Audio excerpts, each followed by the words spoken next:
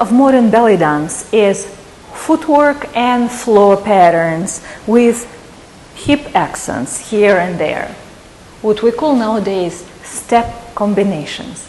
Since the Western image of a dancer is that of fast gliding motion, turns and busy footwork, belly dance has adopted the footwork of various folk dances of the Middle East and North Africa, as well as that of ballroom dance and jazz dance, to create this image of whirling, waltzing, gliding, ethereal dancer. The original Oriental dance idea, of course, was a dancer standing in place, performing torso isolations and hip work with minimal footwork and no arm patterns. And that's where the expression came that a skilled dancer can dance standing on one tile, your larger Oriental floor tile, of course.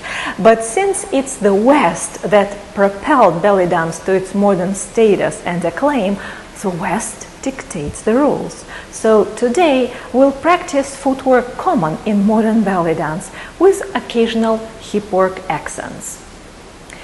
Our goal, however, is just to get all these footwork patterns deep in our muscle memory so we can go on autopilot when improvising and enjoy.